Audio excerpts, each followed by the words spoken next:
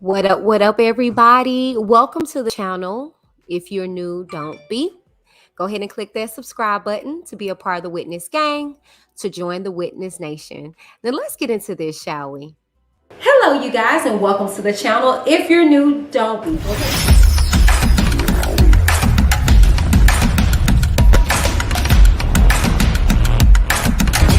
I'm Whitney. Keep it cute, get the boot.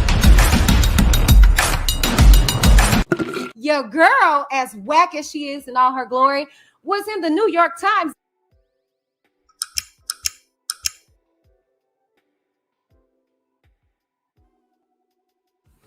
Afternoon, everybody. Disclaimer: this platform discusses any and all information that has been made known to the public in any way. I am not a journalist. I am a commentator. The information is all alleged, but the commentary is very, very, very real. Okay. Not for nothing, you guys. Hello and welcome back. Good afternoon, good morning, good evening to you all that are tuning in. Yes, you guys, I am making some changes. I am trying to get everything done by my birthday, okay? And this is going to be the permanent look for Whitney D TV. I am just trying to give you guys some good optics and keep it as professional as I possibly can. I am vowing to you guys that I will not be engaging in any kind of internet beef. I will not be just countlessly talking about R. Kelly or the other side or whatever. No, ma'am, no, Pam. I am actually just over it. To be honest with you, I'm too grown. And to be honest with you, allow me a transparent moment. We're going to get into everything. As I get on this other side of 30, um, I, I just ain't got time. I don't got time for stuff that's not putting money in my pockets or that are not giving me an orgasm. Okay. So I just refuse to engage any further in any kind of drama beefs or whatever the case may be. So child, I said it before, but I'm solidifying it right now. Okay. Not for nothing, you guys. Welcome to Whitney D TV. The safe space, okay? Now, to be honest with you, child, I have to catch up, and that's what I've been doing. I know y'all probably like, dang, where Whitney been at? I am catching myself up. I'm doing a lot of podcast recordings and getting caught up with all the R. Kelly stuff that's been going on because it's been going on, child. And I have not been sorry, y'all. I didn't put my phone on the ringer off, but I have not been in the business, child. So that's what's going on. I'm catching up, but this was a personal request from my girl Destiny. Okay, I didn't even know that this motion had dropped. That tells you how disconnected I have been, and I'm just trying to catch up. But yes, my love right here, Destiny tagged me, and I mean that's why I be telling y'all more than welcome to do this. If it's something that you want me to read or you want my opinion on anything, Destiny is a prime example of how to get it done by me. Okay. So she tagged me in a post in the R. Kelly group that I am in. Oh crap, I'm sorry, let me get into my spew. First and foremost, welcome. Place your city and or state in the chat so I can see where you guys are tuning in from. I do apologize. Keep it cute or you will get the boot. All right, make sure you guys subscribe, like, and share this video if you have not done so already. Now, if you like to join the channel, you can click out that chat button and you can click the join button that's located up underneath this particular video, or you can visit the description box at the end of this video. Okay. Now, if you like more content like this and you want to support your girl, you can send me a super chat or you can send me a cash app donation at Whitney DTV at 87. All right. Now, this material is protected by Fair Use Clause of Copyright Act of 1976, allowing the rebroadcast of copyrighted materials for the purpose of commentary, entertainment, and education. Okay. Now, if you like to send me something, you can do so by sending it here at my P.O. box. And last but not least, what do you think about all of this in regards to R. Kelly? Make sure that you're keeping up the conversation in the chat, in our comments. Okay. All right. Let me go ahead and see who's in the building. All right. Yes, Destiny was first. Hey, come get this commentary, my love bug. I love you. Hey, Kamiko. All long time no see. Katie in the building. Hey, Sissy Pooh. All right. And everybody else who comes in, let them know hello and give them that Wit Nation love. Okay. All right, you guys. Now, what I was saying was that I didn't even know this motion took place. I'm just so disconnected when it comes to R. Kelly and everything, and I'm happy because this break was so needed. Okay, but not for nothing. A motion got submitted, and I'm on the contrary. I hear that people are reading it. No shade to them, but it's a lot of what I'm saying distractions. So I'm here to read the document because y'all know me. I'm just gonna read, child. I put my little commentary in between for the most part, but for the most part, it's going to be read, and then you can do whatever else you want to do with it. Okay. So this is no different. Okay. So just to give you guys an update, this particular document came out on yesterday, and the government submitted it. And it's a letter connection with the sentencing of R. Kelly. Okay. Now, if you guys aren't aware, the sentencing got pushed back again. Okay. From the 16th to the 15th to the 15th, now to the 29th. Okay. So we officially are 20 days away today from the sentencing that is not. The judge said it will not in any way, shape, or form be rescheduled after this. Okay. So the government is actually asking that he gets 25 plus years. Okay. So that's what we're going to be reading. And at first I read it wrong and I was like, what? Just 25 years? But that's like the minimum. But child, we know that that's not that's not going to happen. It's going to be a lot more than that. Okay. Now, on the contrary, I know there's a lot of other lives going on, but y'all know I'm gonna stay focused. Okay, so not for nothing, let's go ahead and get into this. Let me share my screen. Let me see if anybody else come in. Hey, Loretta. She says, hi, Whitney D. I'm late, so I'm just now catching up. But how are you? I love your channel, and your spirit and your personality is the bomb. Keep doing what you do, boo. Oh, thank you. You're actually not late. I'm actually just now starting. And you guys, I am trying my best to just get to it. Okay. I know I can be a little long winded, but I'm going to try my best to get to it. Okay. Or at least look in the description box for timestamps. Okay. All right. But thank you so very much. Okay. So let's go ahead and get into it. Like I said, I'm going to share my screen with you guys, and I'm going to continue to be doing these facelifts here on the channel just to give you guys some aesthetically pleasing graphics. Okay. So just bear with me. Okay. All right. Boom. Okay. So I'm going to take myself off, and here it is in its entirety. Okay. Normally I put my little watermark, but it's going to take away my banner and all that stuff. So I'm going to leave it as is. Y'all know where y'all got it from. And I'm kind of late at reading this anyway. Hey, Tabitha. Hello. Love your channel. Thank you, honey bunches. I love you.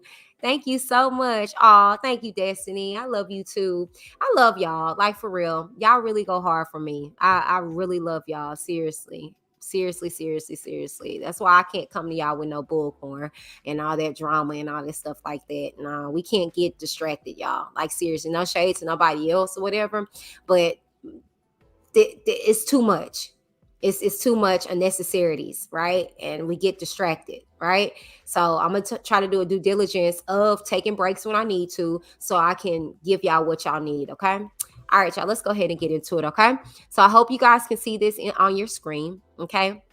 And like I said, this came in on yesterday, okay? Now, it is 31 pages. Hopefully, I can get all of it in. I don't want this video to be long-winded. So, I'm going to give myself a cutoff time. If I go over that, then we'll do a part 2, okay? And I'll probably, like, pre-record it so you guys can hear it, okay? All right, but let's see if we can get through it, okay? All right, y'all, let's go. Okay. So it goes on to say, again, this is from the government. Okay. Dear Judge Donnelly, the government respectfully submits this letter in connection with the sentencing of the defendant Robert Sylvester Kelly, scheduled for June 29, 2002. In light of the seriousness of the offenses, the need for specific deterrence, and the need to protect the public from further crimes of the defendant, as well as the other factors set forth in 18 USC 3553A, which is a particular case law. The government respectfully submits that a sentence in excess of 25 years is warranted. Now, just to put this into a tight little bubble, you guys, basically what they're saying is that um he's continued to commit these crimes, and they don't he's a menace to society. Basically, that's what basically they're saying. And no shade, no tea, I will have to agree. And most pedophiles, I got you, and you're not gonna have none of that over here, Destiny. I got you, baby. Most pedophiles, they don't stop, y'all. It doesn't end, by them going off to jail and them getting out. They continue to do the crime. Prime example, he went to trial and he still had Rashonda at the house, getting ready to celebrate her birthday and stuff like that. So pedophilia does not stop. They have to be locked away. Period. Let's continue. Background. The evidence adduced at trial consisted of testimony from 50 witnesses, 45 witnesses called by the government and 5 called by the defendant, and hundreds of exhibits admitted at trial. Do y'all hear that? Okay. 100 of exhibits. They kept saying there was no evidence. Here it is, prime example. Okay. That's why you got to be careful of who you listen and who you get your information from. Okay. Goes on to say a complete summary of the evidence, including the enterprise, its purposes, and methods. Supporting each of the counts of which the defendant was convicted was included in the government's opposition to the defendant's motion for a judgment of an acquittal. Okay. Government's memorandum of law in opposition to the defendant's motion for a judgment of acquittal dated March 21st, 2022. All right. In this particular docket, okay, which detail factual summary is incorporated herein by reference. Okay. Now they're going to reference in regards to what I just read in the particular docket. Okay. Now we've read a lot of all of these motions and things like this. I kind of got off board a little bit here recently, but for the most part, everything is in playlists that I have compiled for you guys for R.Kelly. Okay. But here are some inserts. Okay.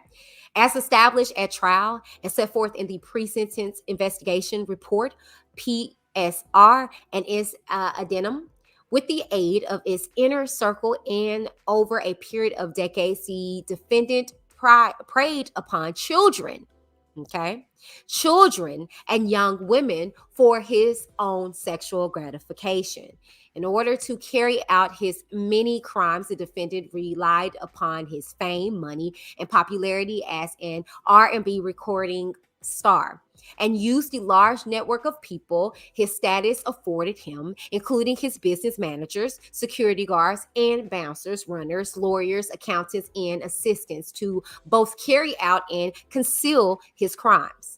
He continued his crimes and avoided punishment for them for almost 30 years and must now be held to account. Thank you. And that's just what it is. Okay. He's been doing this for all these years. It's time to pay the cost. You paid the cost to be the boss. It's time to do what you need to do in regards to that. Quanta says if he got out today, he'll recruit her more and probably stalk ass, throw away his key. Exactly. Period. Pooh. I got you. So yeah, no, he don't need to get out. Generally speaking, the conduct underlying the defendant's crimes of conviction falls within the following 4 categories. 1, enticement of children. 2, the sexual exploitation of children through the production of child pornography. 3, forced labor. And 4, exposure of others through unprotected sexual intercourse to an incurable, communicable disease, namely herpes, without first informing his sexual partners and obtaining consent to sexual intercourse in these circumstances. Okay. Sorry, I was in that. Enticement of children. As established at trial, the defendant has a long and pervasive history of enticing children to engage in sexual activity, including when they were too young to legally consent to sexual activity. And boom, bada bing, bada bing. It don't matter if they liked it. It don't matter if the girl was fast or the boy had a hot cock. He was not legally, by the state of whatever law that they're in, legal to consent. His career as a recording artist and performer took him all over the United States and the world for concert tours, other performances, and events starting in the early 1990s.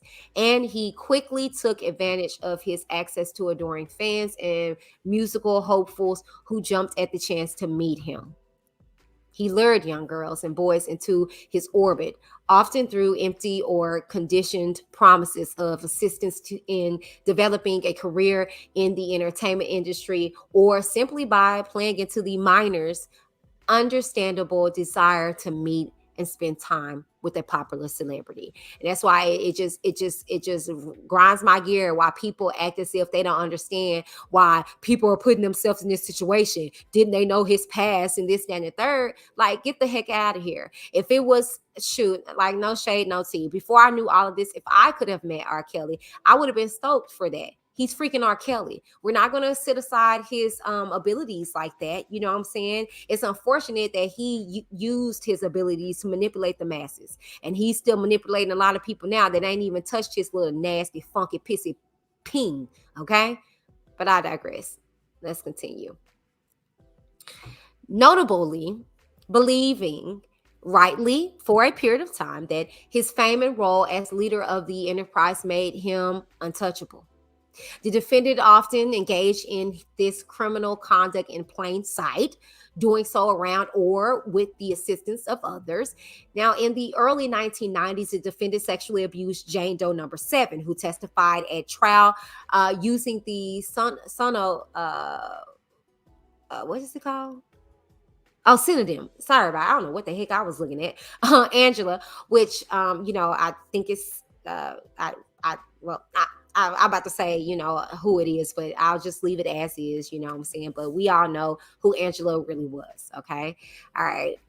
Beginning when she was 14 or 15 years old, the sexual abuse began immediately after the defendant met Angela for the first time at his small 2-bedroom apartment, along with at least 2 other girls who were also in high school and with whom the defendant also engaged in illegal sexual activity. The defendant sexually abused Angela and the other girls in his bedroom, while members of his inner circle were in the living area directly outside. And what I've heard, you guys, one of those individuals was Demetrius. Yeah. Um, as would become a pattern, the defendant made clear to Angela and the other girls, who the defendant later formed into a girl group, and in the case of Angela, employed as a background dancer for his tours, that sexual activity with him was the price of admission to be around him and get access to any opportunities he could provide them within the music industry. As Angela testified, the defendant made clear to her and other girls in no uncertain terms that they had to pay their dues and engage in sexual activity with the defendant at his direction and at times for violating his rules. And then that's the testimony on the transcripts. Now, in 1992 or 1993, the defendant met Aaliyah, okay, an aspiring singer who subsequently became his musical protege and began to sexually abuse her when she was just 12 or 13 years old. The defendant used his access to young Aaliyah, claiming to need extra time along with her for rehearsal and bringing her on tours to show her the ropes, to carry out his abuse of her, one time even shamelessly sexually abusing her by giving her oral sex in the back of his tour bus, while others were in the vicinity. Faced with the possibility that his abuse of Aaliyah would be made public after she believed that she was pregnant at just 15 years old in August of 1994, the defendant gathered members of his enterprise to help him carry out the bribery of a government official so that he could fraudulently and surreptitiously marry Aaliyah in an attempt to conceal the abuse and avoid punishment. Yikes, child. Mm-mm-mm.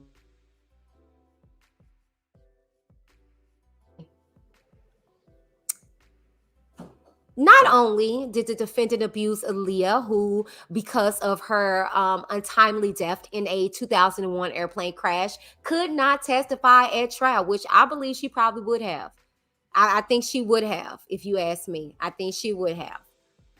But he made her party to his criminal cover-up scheme, having her fraudulently sign a marriage application using the illegally obtained identification to falsely claim she was 18 years old.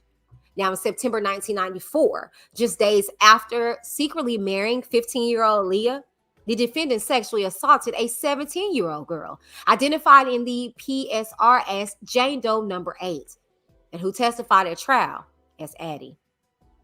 After two of the defendant's associates approached her and brought her and a friend backstage to get the defendant's autograph after a performance because Addie was just 17, she was not old enough to consent to such sexual conduct in Florida. Now, Addie was brought to the defendant's dressing room, which was filled with press and other men, where she spoke briefly to the defendant, who not only provided his autograph on her concert program, but also wrote down his hotel room number about the fact that she was an aspiring dancer. True to form, the defendant mentioned the possibility of an audition, and after learning from Addie that she was 17, had his associate clear the room of everyone except for her. Now, Addie and her friend, within minutes in the locked dressing room, the defendant began kissing Addie and her friend. Became aggressive, moved Addie to one side of the room, held her wrist, pulled down her shorts, and penetrated her vagina from behind with his penis. Now, when the defendant was finished, shocked and scared, Addie ran from the room with her friend. In or about 1995, the defendant met Jane Doe number 9, a 17-year-old girl, at a Florida mall, and thereafter commenced a sexual relationship with her in violation of Florida law. Notably, Jane Doe number 9 contracted herpes during her relationship with the defendant and disclosed her diagnosis to the defendant. At the time of the diagnosis, Jane Doe number 9 was only sexually active with the defendant. Now, mind you, Jane Doe number 9 is Lizette Martinez, and I'll have the opportunity of interviewing her. Make sure you guys go check that out here only on Whitney D TV. Okay? All right, let's continue. Now, in or about 1998, the defendant noticed Stephanie at the Rock and Roll McDonald's in Chicago and had one of his associates approach her, point the defendant out, and give Stephanie the defendant's telephone number. Notwithstanding that Stephanie had informed the associate she was only 16 years old at the time. Now, Stephanie discarded the telephone number and did not contact the defendant at that time.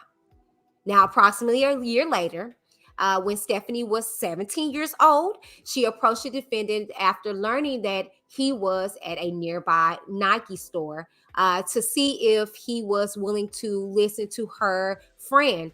Now, she was an aspiring vocalist, sing and potentially help that friend with her career. Now, see, let me just insert this, and y'all know I'm gonna be putting my little 2 cents in and out. Do y'all not notice the pattern? Wasn't nobody just checking for R. Kelly like that. No shade. Nobody was just trying to get with the man in no damn relationship. Okay. These were individuals who were seeking like a form of a mentorship, a collaboration of some sort. Nobody was really just dropping their draws. And yes, of course, they're going to be fans of his music and stuff like that. He, again, was R. Kelly. But at the end of the day, it turns sour when you manipulate the emotions of these once fans or people that knew you or people that admire you. Just straight up trifling. Now, the defendant told Stephanie that he thought we could arrange that, but he'd like to get to know Stephanie. And he also said that he likes to cuddle and would Stephanie be okay with that. Now, again, these are kids. So if her whole mindset is that she's trying to get her friend in the door, she like shoot, as grown people, we take one for the team. I know my friend, what I'm saying, took several, for the team. I'm trying to talk to a homeboy and the other homeboy ugly or whatever, or don't have nobody, so she gonna take one for the team. It really ain't no different. Okay, I'll talk to you, yeah, whoop de whoop, but I need you to listen to my friend. I don't think she went into this thinking that this ninja is going to do all this violation, but let's continue. To which Stephanie responded, yes, like I said. The defendant then gave Stephanie his telephone number and told Stephanie to call him, which she ultimately did. Thereafter, the defendant invited Stephanie to his Chicago studio, and the two ultimately engaged in sexual intercourse. Notably, the defendant was aware of Stephanie's age, as Stephanie told him she was 17 on either the first or second occasion she visited the defendant's studio. They continued to have sex over the next approximately 6 months. 1 second, y'all.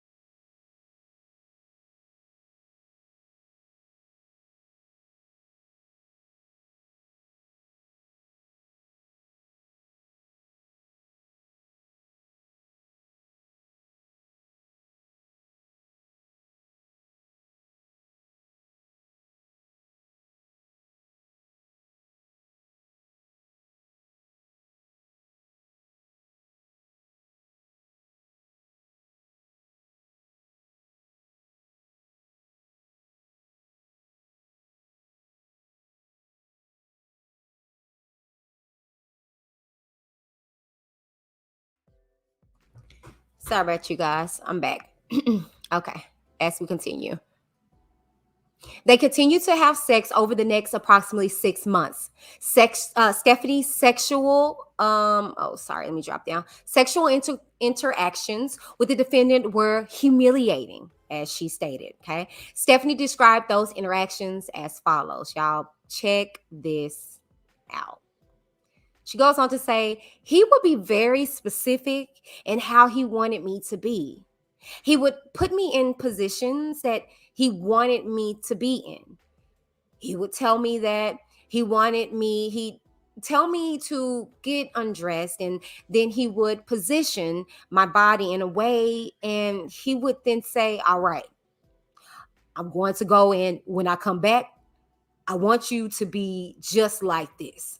So I would just be completely naked with my butt in the air and just like waiting there for him to come have his way, sometimes hours. Now, when the defendant returned to the room and Stephanie was not in position he had told her to be in, the defendant became very disappointed and angry, yelling at her. At some point after Stephanie had told the defendant she was 17, and while she remained 17, the defendant took Stephanie to his townhouse and directed her to participate in his creation of child pornography, videotaping her naked. And as he engaged in sexual activity with her, on another occasion, in approximately October 1999, Stephanie traveled to see the defendant in Orlando, Florida. Now, while there, the defendant took Stephanie to a recording studio and used a handheld video camera to record Stephanie's face as his penis was in her mouth. and she was giving him oral sex. In yet another act of humiliation, the defendant ejaculated on Stephanie's face and did not let her wipe it off. Now, I know that may sound familiar to many, and if it don't, it should, because he did the same, allegedly. Okay. Well, actually, it's no alleged, because that was found proven in the court of law. But he did the same thing to Azriel. Okay, so this is not something that he just did with one. He did with several. Instead, telling Stephanie she had to walk down the hall in a more public area of the studio to another bathroom to wipe her face. Now, during the course of her time with the defendant, he made clear to Stephanie that she was not permitted to speak to other men. No, on one occasion, she was at a Houston's restaurant in Chicago with the defendant and two rappers. Stephanie was not allowed to speak to the rappers during the meal, but heard the defendant tell them that he was like, he likes young girls, and that people make such a big deal of it, but it really isn't a big deal, because even look at Jerry Lee Lewis. He's a genius, and I'm a genius, and we should be allowed to do whatever we want because of what we give to this world. Thus evincing his clear belief that he could act with impunity and committing crimes involving minors because of his self-proclaimed musical genius status, which in his mind constituted a free pass to do as he pleased without consequences. And on the contrary, that's what a lot of people in this world believe to be so. Oh, he's R. Kelly. They knew that what they were getting themselves into, and wah, wah, wah, whoop, de whoop, de woo. And a generalization of way of saying that, hey, this is R. Kelly. You know, hell out of here. Now, in 2005, the defendant spotted Alexis, then just 15 years old, after one of his concerts, and thereafter begun a years-long sexual relationship with her. That same year, the defendant met a teenage boy. Okay, now. All right, now. What? Can we run that back? Don't tell me with this.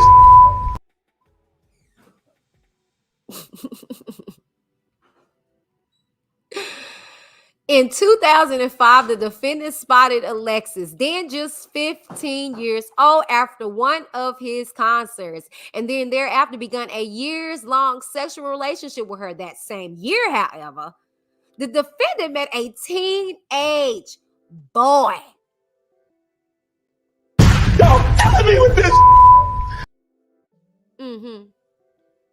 Who testified at trial using the synonym Lewis, but we know it's Richard R. Lyne Jr.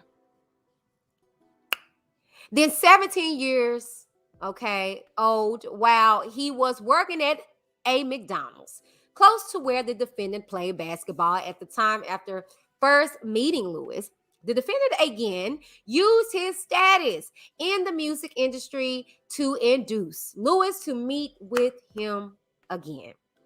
Now, the defendant also groomed Lewis and his family. Ooh, whoa.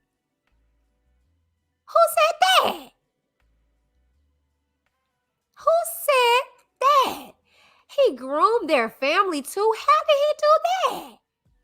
Yeah, because he lied to them and made a perception, make them perceive a reality that was false, that he knew was false. Just like he did to a lot of other parents that were none the wiser of what was going on with their daughters and their sons. But no, we are just going to act as if, two parents are the same, right? But let's continue. I didn't say it. This is what I'm reading. Inviting them to a party at his home and having Lewis meet him at his home studio in Olympia Fields. When the defendant had Lewis alone, he asked Lewis, who had dreams of making it as a rapper, what Lewis was willing to do to make it in the business. After which the defendant gave Lewis, still just 17 years old, oral sex and video recorded their sexual encounter.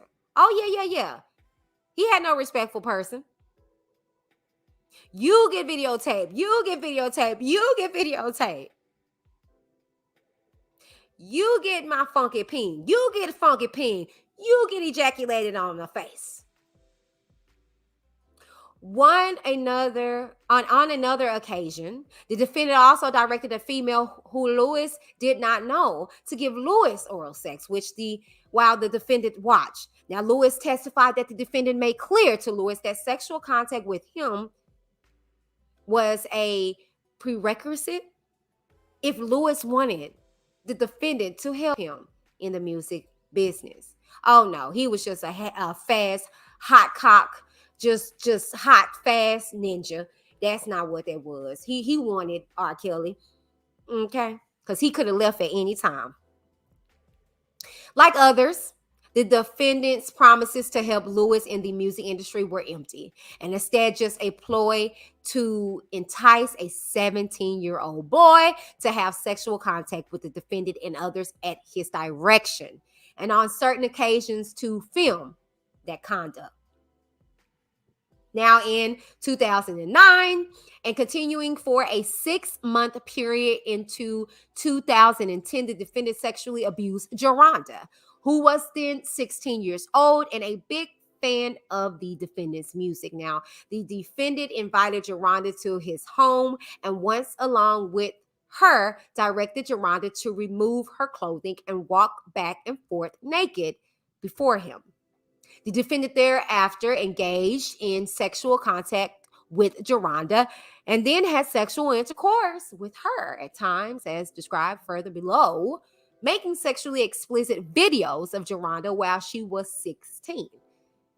That same year, the defendant began to have sexual contact with Dominique, who was just 17 years old.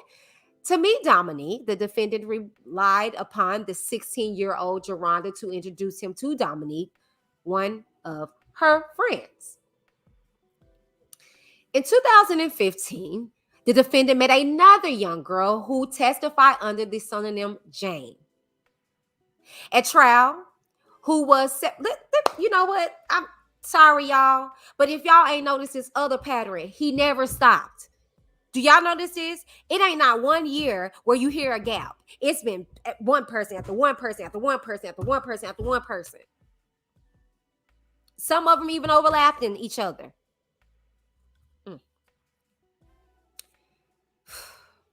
Who was 17 years old after spotting her at one of his concerts and using members of his entourage to ensure Jane received his telephone number. Shortly thereafter, the defendant engaged in sexual contact with Jane under the disguise of an audition in his hotel room and soon convinced Jane to travel across the country with him and ultimately to spend her senior year of high school living with him. Now, in April of 2015, the defendant arranged for Jane to travel from Orlando to Los Angeles to see him. Again, the defendant promised to help Jane with her musical aspirations, a false promise he used to entice her to remain with him. Notably, when Jane disclosed to the defendant that she was 17 years old, rather than end his relationship with Jane, the defendant arranged for the mother of another of his girlfriends, Juice. Okay, come on now. All right. How did he do it? To serve on paper as Jane's preferred legal guardian. Yeah. They didn't sell their child to no ninja. Everything was ducats and roll for the most part. While the defendant continued to travel, live, and have sex with Jane, during the course of time, Jane was with the defendant, and as described in more detail below, He prescribed a number of rules for Jane and his other girlfriends to follow, exercising coercive control over them. The defendant began enforcing these rules shortly after Jane met him by punishing her when she did not follow his prescribed rules or comply with the established protocols. Now, those punishments included spankings, which the defendant called chastisements, vicious physical assaults, and confinement of Jane to a room or a bus for prolonged periods of time. 2. The production of pornography, child pornography. Hey, Ashley. Now, for decades, the defendant also created and maintained child pornography. Several witnesses testified that the defendant recorded their engaging in sexual activity with the defendant and others at the defendant's direction. Now, after witnesses describe how the defendant scripted every aspect of sexual activity, acting as the writer, producer, and director of each encounter. And weirdly enough, you guys, I actually covered this when I did the Playboy series and I broke that down. That's exactly what Hugh Hefner did. He never engaged in any of the stuff. He did his own stuff personally off camera or even recorded it, but like the group stuff and stuff that could get other people in trouble, he didn't. He just kind of was facilitating it. Weirdly enough. As described above, in 1999, the defendant sexually exploited Stephanie. He summoned her to his house where he filmed her engaging in sexually explicit behavior and them having sex. Fearful that the recording might be distributed, Stephanie begged the defendant to return or destroy the recording, but he never did. To this day, Stephanie fears that the recording still exists. In later years, the defendant also recorded Geronda and Jane also engaging in sexually explicit conduct while they were each under 18 years old. Forced labor. Now, the defendant methodically groomed the women and girls in his orbit to meet all of his sexual needs. First, he promulgated an extensive set of rules. He had the women and girls call him daddy and directed them to wear sweats or other baggy clothing. Now, when he entered a room, he expected the women and girls to immediately stand and greet him with a kiss. Now, in more recent years, including the entirety of the time Jane spent with him, the defendant's coercive tactics grew even more brazen. The defendant did not permit the women and girls to speak with or even look at other men. In an elevator, they were expected to turn to face the back. While walking through hallways, they were expected to look to the floor. In commercial establishments, they had to direct their inquiries to a female employee or leave the establishment. As part of his grooming process, the defendant severely isolated the women and girls. The defendant discouraged communication with their family members and friends and prohibited the use of social media. They were also not permitted to exchange personal information with the other women who lived with the defendant.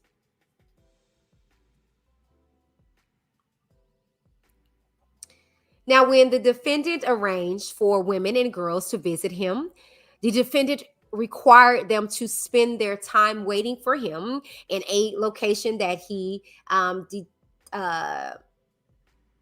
dictated within a few weeks of meeting the defendant and traveling to Las Vegas with him. Jane tried to go to the mall, but an assistant made clear to her that she would need to first get the defendant's permission. Jane told her mom everyone was having fun, but the defendant told her, do not leave that room. Now, Faith testified that she spent hours on a Sprinter van waiting for the defendant, only leaving to go to the bathroom and only when she had the defendant's permission. Now, more generally, witnesses advised that they often accompanied the defendant to meetings, social gatherings at restaurants and bars, and other events. But the defendant often directed them to stay on the Sprinter van while he went to the meeting, gathering, or event. And if they needed a bathroom and could not obtain permission from the defendant to leave the van, they had to urinate in a cup. Now, when the defendant learned that one woman had left the bus at a pit stop during a long distance drive without first obtaining the defendant's permission, he became enraged. Yet an assistant testified that when the defendant learned of this transgression, she had never seen the defendant so upset. The defendant required the women and girls to regularly write letters, purportedly confessing to generally false criminal activity and other embarrassing conduct. In these letters, they falsely confessed to stealing money and jewelry. They falsely admitted concocting elaborate robberies. One falsely claimed that she seduced the defendant when she was underage and threatened to claim he raped her if he would not engage in sexual activity with her. For safekeeping, the defendant kept certain of these letters in a document protector and in a locker safe. The defendant also had certain women record videos in which they falsely claimed that they family members had abused them. Oh, really? Okay. But I get videos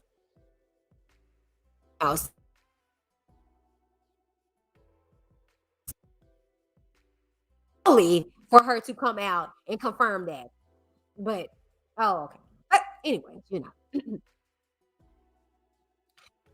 make the allegations in those recordings appear genuine, the defendant directed the women to make their confessions shortly after he had physically assaulted them and had caused them to shed real tears of pain. Now, the defendant also directed certain women to make videos depicting themselves engaging in humiliating behavior. At least 3 women made videos of themselves eating feces and rubbing it over their bodies, not just as real. At least 3. Hey, yeah, now we hear more details now. hmm Yeah, at least 3 women had to smear feces and eat feces. While you got blockheads like TK up here laughing and joking and saying that the likes of Asriel Clary, prime example, wants to go back and eat and stuff like that. We pick and choose our selective outrage, but let's keep going.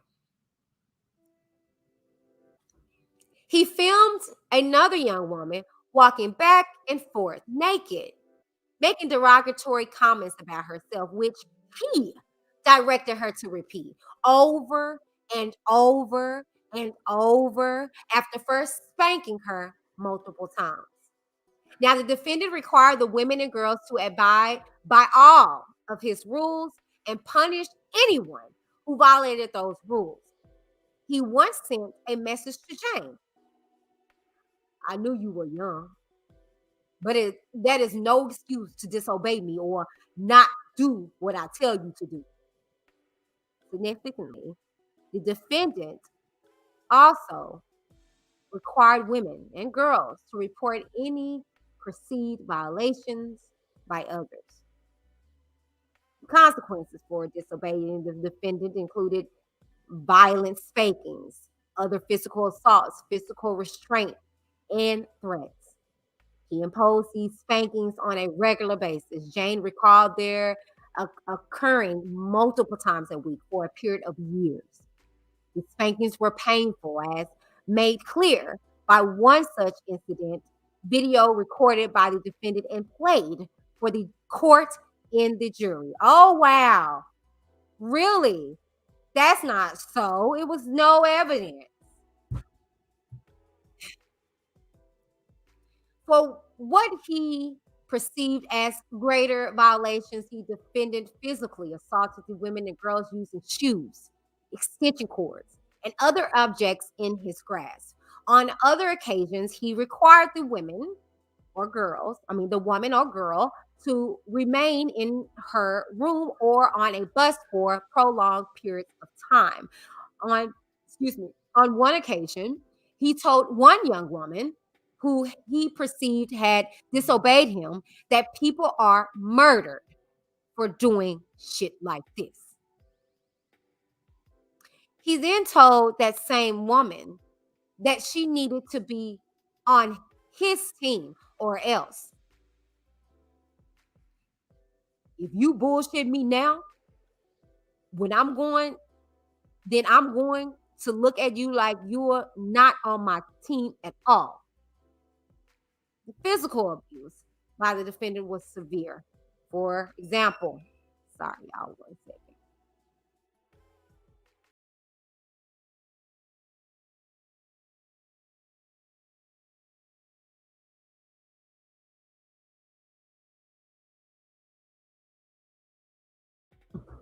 Sorry, y'all. For example, Jane testified that on one occasion, the defendant spanked Jane and two other women who lived with the defendant 15 times after they paired off and spoke openly about their relationships with the defendant in violation of the defendant's rule. On another occasion, when Jane was just 17 years old, stood 4'11" and weighed a mere 98 pounds, the defendant beat Jane all over her body with his fist and with his shoe. Now, Jane also testified that she saw the defendant physically abuse his living girlfriends. I have seen him slap his other living girlfriends open palm. I have seen him drag them by their hair. I have seen him punch them in their face and all over their bodies. And I have also seen him hit them with objects. I've seen the defendant also use shoes, and also once I did see him use a cord of some sort, end quote. Now, sometimes as punishment, the defendant confined women and girls to a particular location for a prolonged period of time. Jane testified that the defendant sometimes directed her to stay in a room until he determined that he had that she had sufficiently apologized.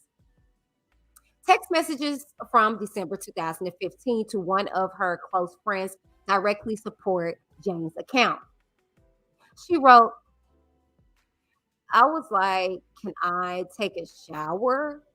Can I take a shower?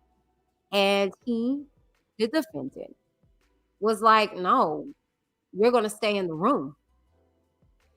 One of his assistants saw the defendant's abuse and con- contemporaneously commented that Jane had been confined since the day before.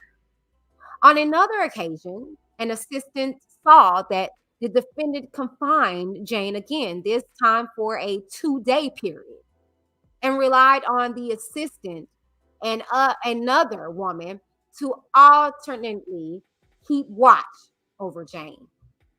Now, relying on the pattern of activity described above and much more, the defendant regularly required the women and girls to engage in sexual contact with him and others. Now, upon his command, including upon threat of physical violence, for example, the defendant's sexual and physical abuse of Geronda culminated when the defendant slapped her and choked her until she passed out, spit on her, and told her to put down her head in shame. When Geronda got up off the floor, the defendant instructed her to perform oral sex on him. And after Geronda complied with his instruction, he ejaculated on her face. Now, after regularly physically and psychologically abusing Jane and other women, he required them to have sex with other women and even men. The defendant directed when these encounters took place, who participated in and the particular sexual acts performed during the encounters, and other recorded them and often recorded them. The defendant regularly required Jane to have sexual contact with other men and women at his direction, including the women living with him, his assistants, Lily and Cassandra, and a man he referred to as nephew, whom she had never even seen prior to the defendant directing her to have sex with him. One such sexual encounter was vividly depicted in Government Exhibits 341, 342, 343. A video of a sexual encounter between the man Jane knew only as nephew, who testified as Alex, and another of the defendant's live-in girlfriends. Now, the video showed the defendant directing the women to give Alex oral sex. Yikes. Y'all hearing this? So what they saw in court was Azriel, okay, and another young lady giving nephew, okay, the friend of Lewis, oral sex in direction of R. Kelly. Because you could hear his voice and you could see it. The video showed the defendant directing the women to give Alex oral sex and then to have sexual intercourse with him. Specifically, the defendant physically positioned. Y'all heard this? This fool was in the camera, literally putting them together. And y'all want to tell me there wasn't no evidence, they didn't see him do anything. No, they did. You see him depicting this whole setup. You see Azriel in this video with another young lady getting positioned. Y'all, come on now. See, we hearing a lot more now. The video showed the defendant directing the women or the woman to give Alex oral sex and then to have sexual intercourse with him specifically. The defendant physically, okay? He physically positioned the woman so that she was in the precise sexual position the defendant wanted, and held onto the woman's hair as he forcefully and repeatedly pushed her mouth onto Alex's penis. I want to rewind that, and I want y'all to take that in.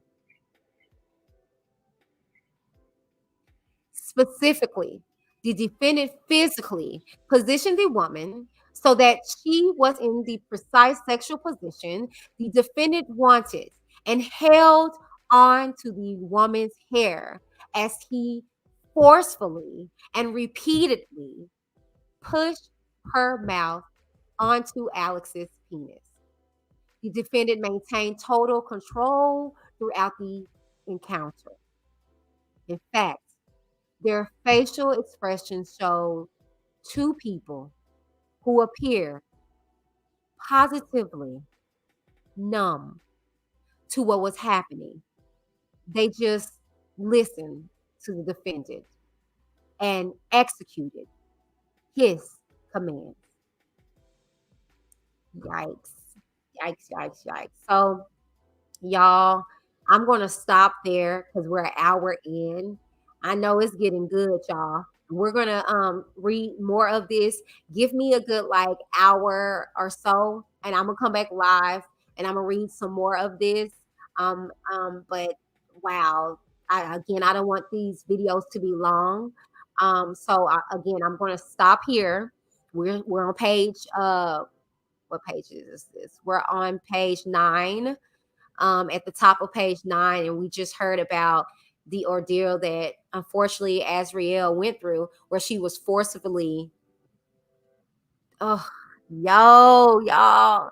I know this was depicted, but to hear them, to hear it all again, it's like yikes, y'all. So basically, they saw this video.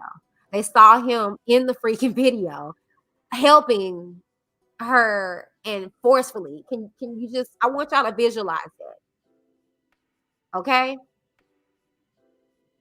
And it was no excitement. It was no pleasure. It was no enjoyment. Just, I cannot.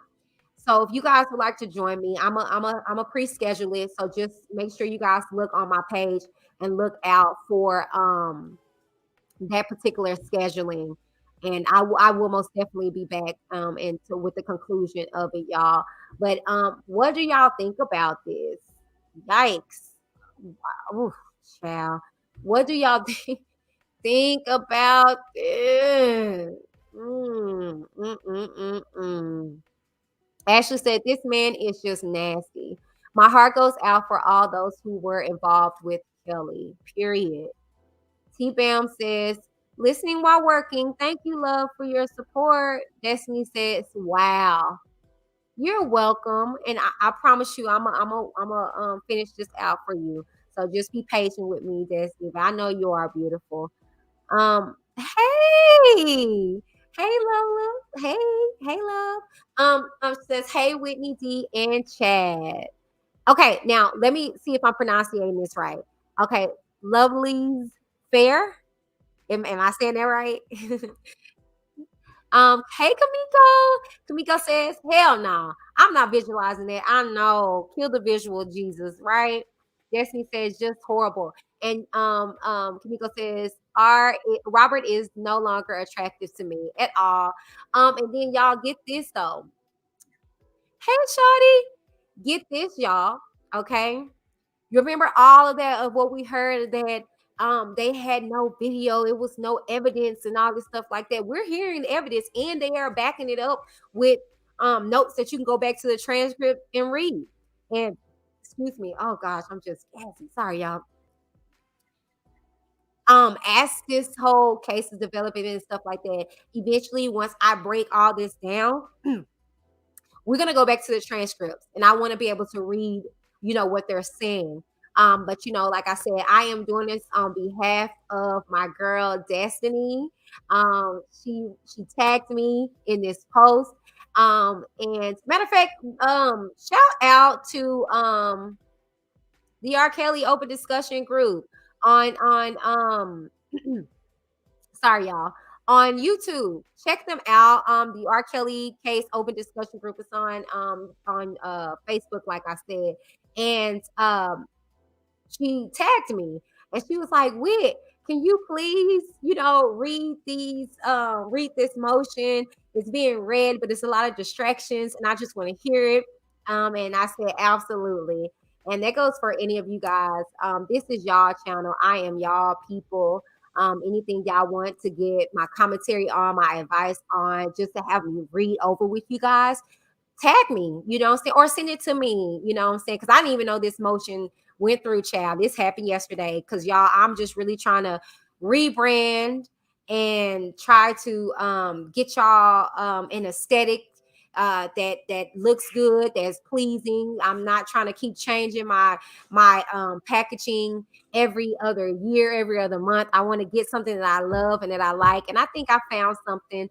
So I'm just doing that. I'm catching up on all of the transcripts and stuff from Illinois non-sort. So I thank you guys for your patience.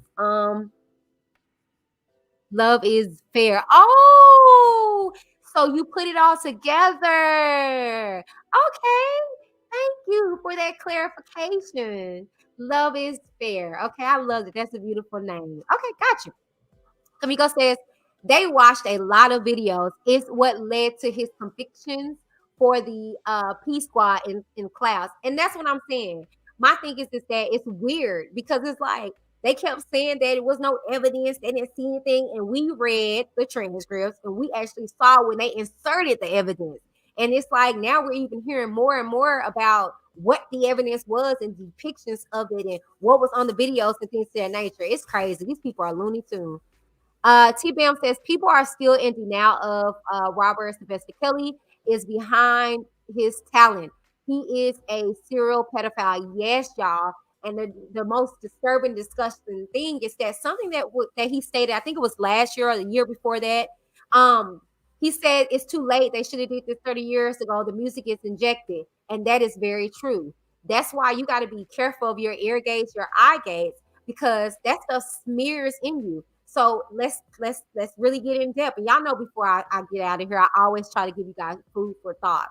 But let's be very clear. When you have a breakup, what you do? You'll turn on the Fantasia track, you'll cry, you'll get it out or whatever. When you're ready to turn up the club, what you do? We some head busters. You know what I'm saying? My thing was back in the day, stiletto pump in the club. Hey, yeah. It does something to you. Music does something to the psyche. When people want to go out and when people want to go out and they want to act a fool, they turn on rage music, and that's a real true definition of a collection of music. It's rage music, and nobody. Oh, hold on 1 second, y'all.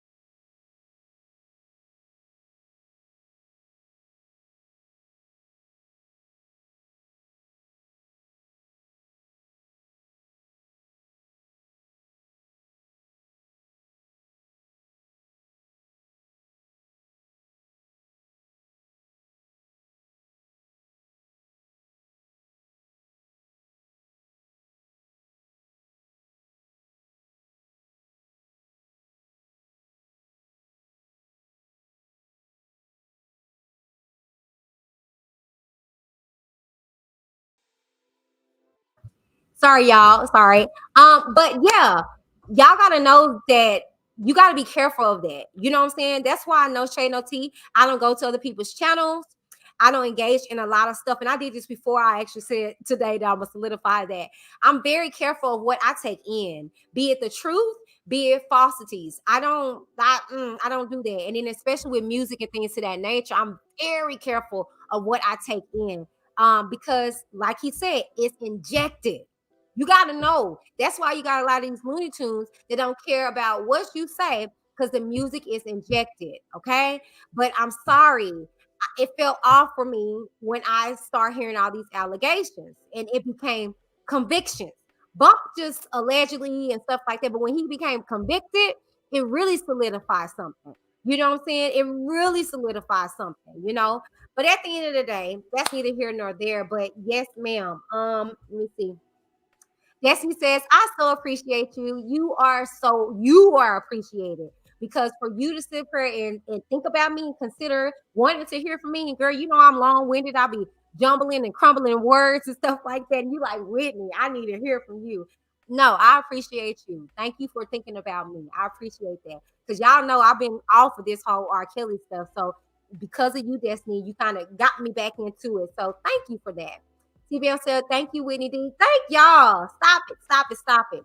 I love y'all so very much. Destiny says, hey, Whitney D, tell us how your fashion show went. Oh, thank you. Okay.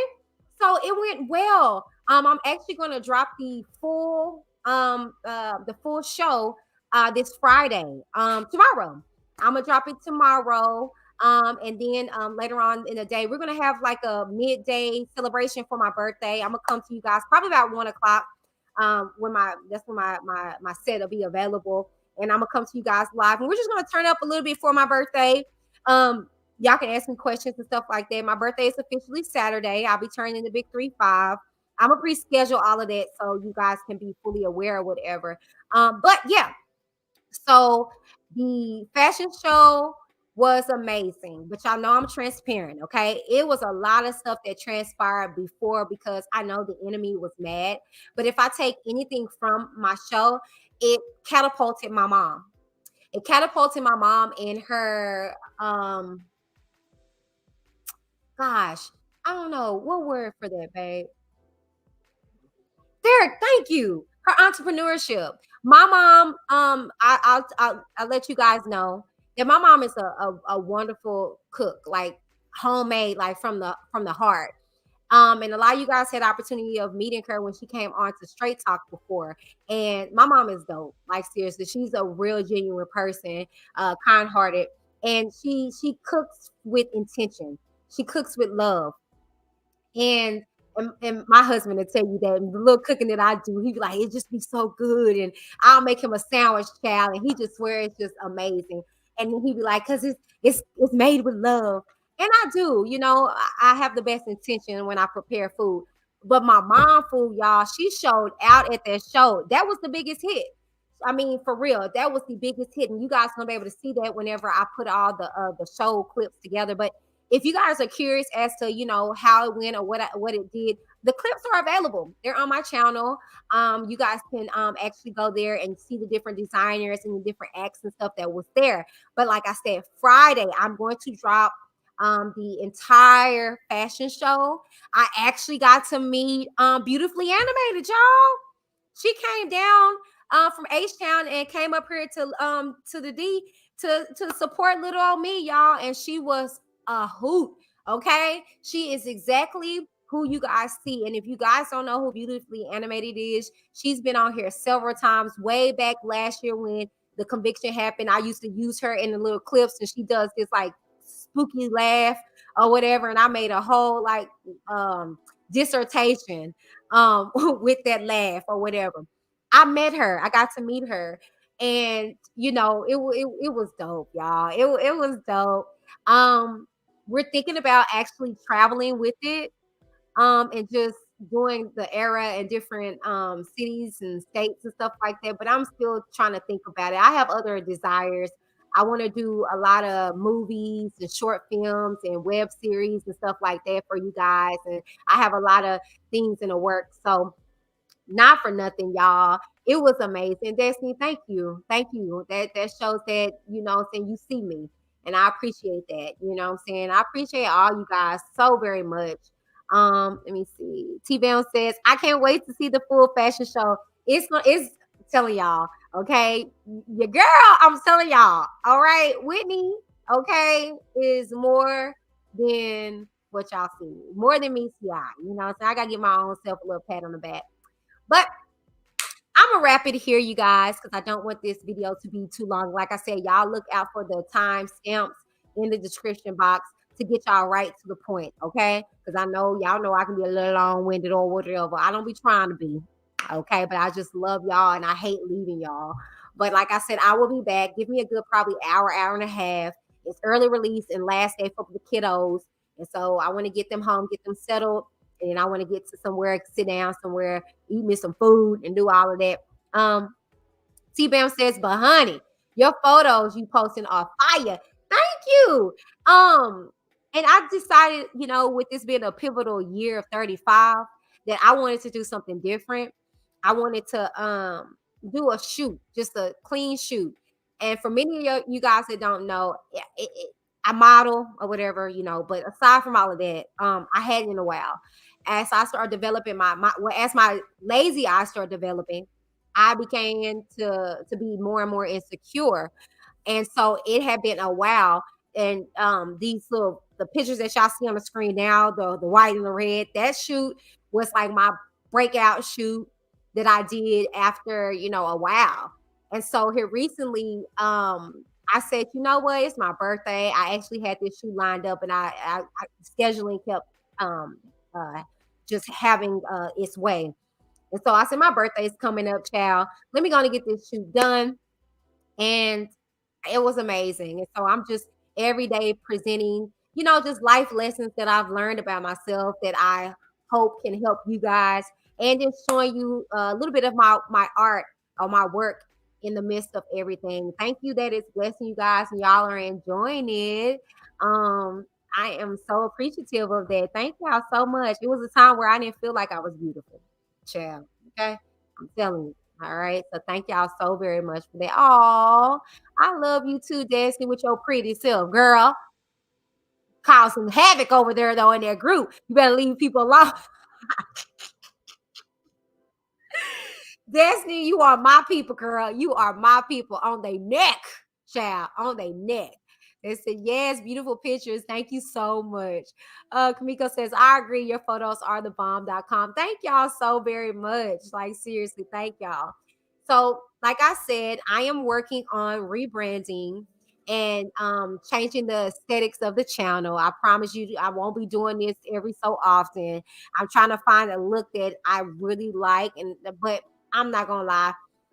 Me being a Gemini, I just I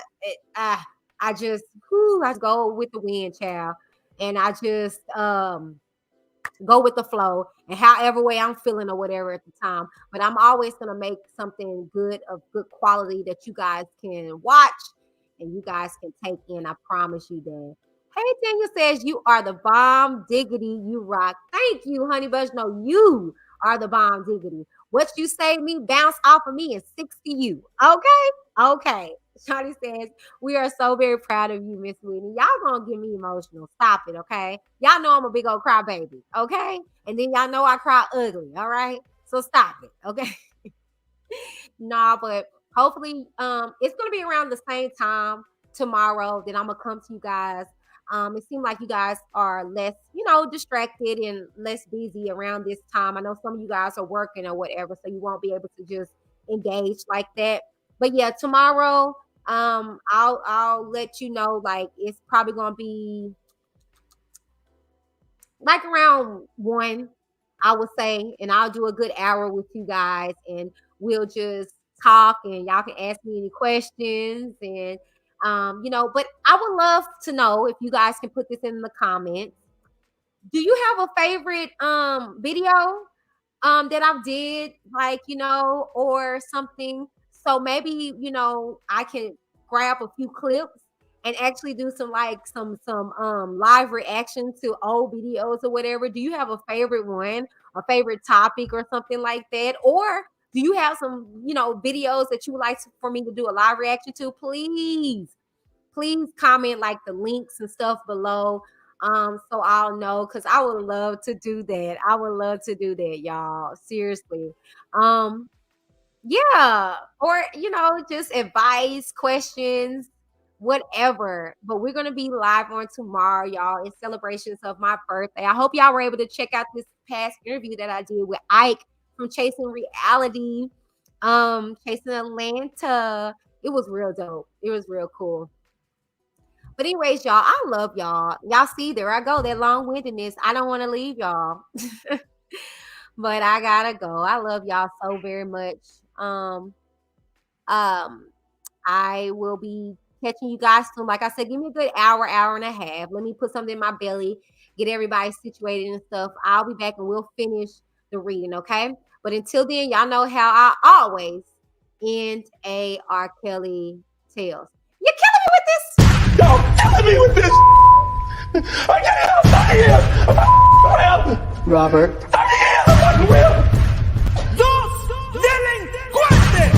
You're killing me, man. This ain't not about music. I'm trying to have a relationship with my kids, and I can't do it. Y'all just don't want to believe the truth. You don't want to believe it. At this point, we briefly pause the interview to give Kelly a moment. Man, y'all killing me with this. Y'all killing me with this. Y'all killing me with this. Y'all killing me. Y'all trying to kill me. Y'all killing me with this. Y'all killing me with this. Y'all killing me with this. Y'all killing me with killing me, man. Trying to kill me. Killing me, man. Trying to kill me. Y'all wanna believe it? Trying to kill me. Killing me, man.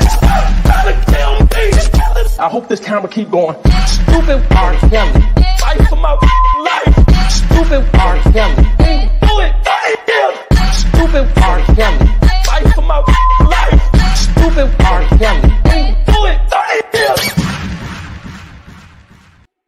What the hell is wrong with you people? Every famous nigga that gets arrested is not Nelson Mandela.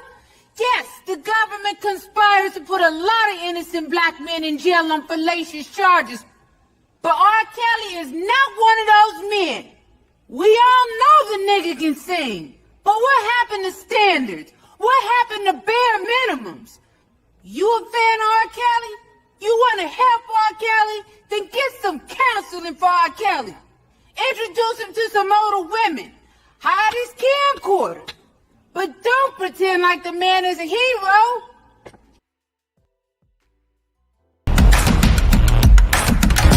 I'm Whitney. Keep it cute or get the boot.